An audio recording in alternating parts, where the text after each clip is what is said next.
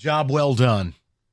And you got to love it when a soulless ginger comes into your house. 1 down, 3 to go. That's it. I mean, this is the big stage now. And now you get the break. You get the bye week. The fans were tremendous. Aaron Glenn's game plan should be framed and raised to the rafters because it takes balls, man. Everybody makes jokes about Dan Campbell and the wheelbarrow balls. We've all seen the cartoon. Well, you best get one with Aaron Glenn. Because to operate a game plan like that, you're risking it for the biscuit. But now he's got, God willing, 3 game plans to come up with.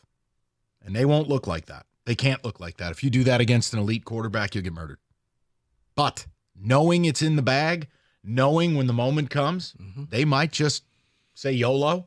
See, but I'm willing to live with it. I think that's why if you're a Lions fan, you're hoping that, you know what, maybe the Vikings will beat the Rams and they'll be back in 2 weeks. Oh, God. Listen. And just because I think that the Vikings are too stupid. It would be a dream. They wouldn't change anything. No, it'd be a dream. A dream. Sam Darnold, Bird Box edition jerseys. Bring him back here to us. You would get BOGO bye weeks. That's how I see it. Because I don't think they would change anything. Can you imagine if he came back and he, dyed his hair like Wayne Newton? He came back with jet black hair. I was about to say, what if he went full Ryan Day? Yes. Would he then have a soul and you would root for him? He would have a better chance at winning. Let's go to the people. Dan is in Dearborn. He's batting leadoff today. Danny, what's going on, buddy? I got to tell you guys, obviously happy Victory Monday. And the anxiety started for me as a fan after the Green Bay and Minnesota game when Minnesota won that game. Just the wheels started turning and all kinds of anxiety about the game playing the Lions. But then last week, as I was listening to this show, Valenti, I kept hearing you me being an algorithm kind of guy, I do this stuff for a living here and stats and everything. But every time I heard you talk about Darnold, I had this feeling, and it just made me feel comfortable.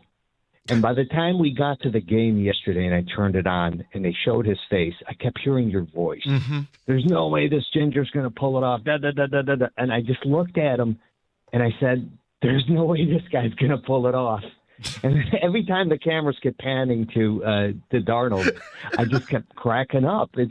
I don't know what the heck it was about it, but throughout the week, you just gave me this sense of relief. The anxiety kind of diminished. But then we got to the game and they showed his face for the first time, and I heard your voice in the back of my mind say, "There's no way this guy's going to do it." I just lost it. Well, Dan, here's the thing, and you know the opinion is also rooted in actual football, which is Sam Darnold holds the football. The great quarterbacks, they throw their receivers open, right? They anticipate and they're throwing to a spot. With Darnold, his weakness has always been he has to see it to believe it, meaning, okay, my guy's open. Now I will throw ball. That's why he holds on to it so much. Mm-hmm. So the idea was, hey, even your Rudy Poo pass rush might be able to get this going. And then once Aaron Glenn decided we will not sit and wait, and they're not altering their routes. Yeah, no, Dan, and you know what, Dan, truthfully, there was something in the back of my mind where all of us, I'm certainly am I not the only one, Danny, we all thought this moment might be a little big for him. And they were a fake team, right? I kept calling them the Steelers of the NFC, and it showed itself a little bit, right?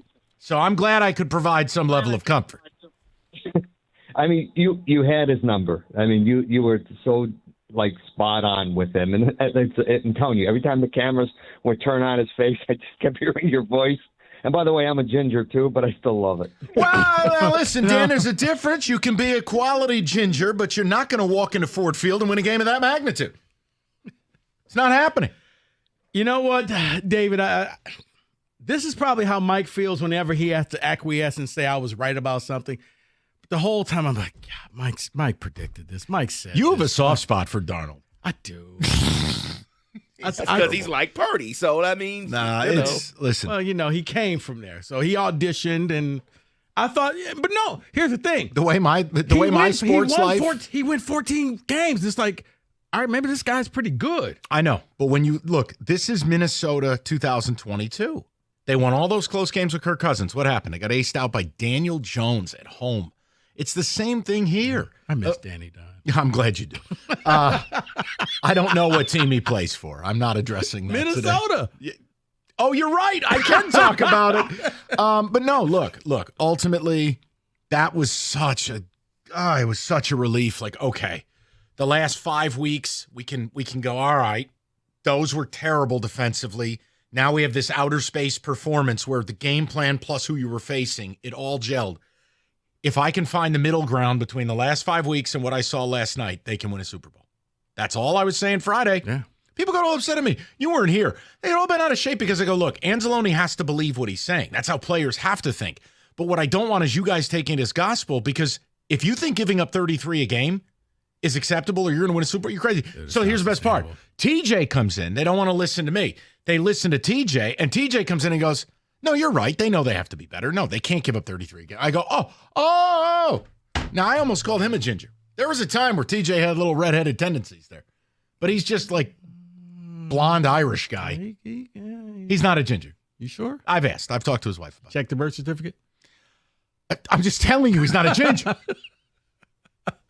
He might be an ogre, but he's not a ginger. 248-539-9797. Let's go to Royalty. I'm sure this man was at the 50-yard line last night. DJ in Detroit joining us. Michael Valenti. How are you guys doing today? I'm relieved, DJ. Relieved. Well, here's the thing. Soon to be a 46-year-old man, I'm real big on accountability, so I have to be accountable for my actions. What did you do? I got on this radio station Friday, and I told Michael Valenti that I actually had some faith. Not faith, but I actually thought that Sam Darnold can play football. I had watched all season and said, you know what? I think he can play. Michael asked me a direct question. I gave him direct answer. I said, yeah, man, I think he can come in forward field and win. But then I forgot all my rules of sports, which is pressure bust pipes. That's right. And guys who are average or below, when they're put under pressure, they shrink. Guys who are good or great, when you put pressure in front of them good quarterbacks that you're speaking of, they step up and bring it. So I owe you an apology. No, you don't. No. DJ, I would like to say something to you. And I know Kenny agrees. David agrees. Rico L. Beard agrees from fake Southwest Detroit Lutheran. Hey. Listen.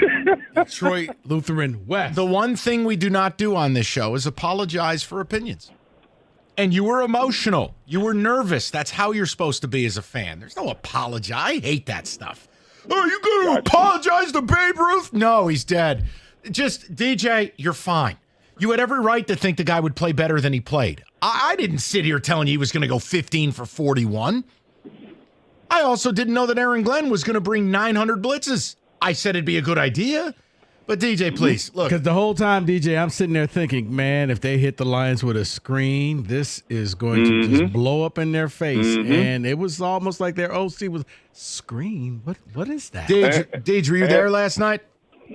No. So here's the thing, Mike. Listen to me. Hear me out, my dog. So my season tickets suck. Like, I got in off a humbug, because they were hard to get. They suck. I'm like in 121 on the corner of the end zone or something like that. Okay. So when it goes to the other field, I can't see. So when I go to the road game, I buy some pretty decent seats or whatever. So I sold my tickets because I just figured I would watch it better and enjoy it better at home in my recliner. Oh, you're starting to sound like me. A man of my own heart. That's right, DJ. The palatial DJ Estates. All right. So, you know what I'm saying? So the home games, hopefully next year, now that I have my foot in the door, I'll have a better chance to get better seats, hopefully. Just call the damn ticket office and tell them, if it isn't for me, your roads ain't clean. DJ sitting with all the pores, I guess. Right, you know what, DJ, just push all the snow around Ford Field. Oh, wait, was I not supposed to do that? You tell them you built the spirit of Detroit. I want an upgrade. Hey, man, y'all funny. Check this out before I go, man. In all honesty, back to this game, like, there was a time, man, I was texting the dog right there. There was a time that I was looking at this game like what you just said. I was thinking we are one big screen or one big play of Sam Darnold throwing to the open dang-on man in the end zone from losing that game. Only because we just didn't have a rhythm, man. Like, it seemed weird. It seemed like, you get what I'm saying? Like, I was kind of nervous. Like, we're not putting them away. We're getting. Did he hang? Oh, no. Put it out, man. Oh, there it is. No, and look, but DJ, how many times have I said this? I think this is the best coaching staff in the league, comprehensively. Between Dan Campbell, Ben Johnson, and yes, to my own I guess weakness is I have strong convictions, and I don't feel I need to back down if I feel like I'm right. I don't blame Aaron Glenn for the way the defense has played the last 5 weeks. I blame the football gods. Like, I just don't believe you can expect greatness. The fact is, Aaron Glenn's a really good defensive coordinator, and he's going to be a head coach. And I think it'll be this year. So you have the best coaching staff in the league. So you remember when the Patriots used to do this to people? The Chiefs always do it, Rico. And look, the Niners and I know, they won a Super Bowl. They've been there twice and have had the lead in the fourth quarter twice. I digress. The point is, when you have great coaching staffs, you wear people down off the field. Mm-hmm. You wear down the decisions. And I truly believe last night where you knew Campbell and Ben Johnson were going to be all gas, no brakes, the fourth downs. Aaron Glenn matching that and being empowered to match it. That's hard to beat. Mm-hmm. It's really hard to beat. Yeah, that's why I think there's probably only 2 head coaches that I think would give Campbell a challenge. And good news, you only have to face one, and it'll be in the Super Bowl. Who are the 2? John Harbaugh and Andy Reid. From an aggression standpoint? That, you know what? When you go into that game, they are just as qualified as you, or maybe even better. That maybe they get you to do something that you don't want to do. Comprehensively between the OC and DC, yes. Offensively, I'd put Sean McVay right there. Yes. Because McVay and you guys have had some wars. Yes. But I hear you totally. 248-539-9797. Yeah, Lions, Sirianni, I just think he would do something stupid. He's a douche. Listen, I'm pulling for the Lions to get this done. Look, not because I care about what I said in August. I'm saying I can't bear the Philadelphia Eagles in a Super Bowl. So I need you guys to do this for me. It's been a rough year for Mike, football-wise. You don't want to see Saquon hoisting a trophy. I don't. I hope Saquon gets diarrhea forever. 248-539-9797. We will get your phone calls. Got to do a little football today. How about Tyreek Hill saying, peace, I'm out. One problem. It was the 2-minute warning. We got a lot to do today.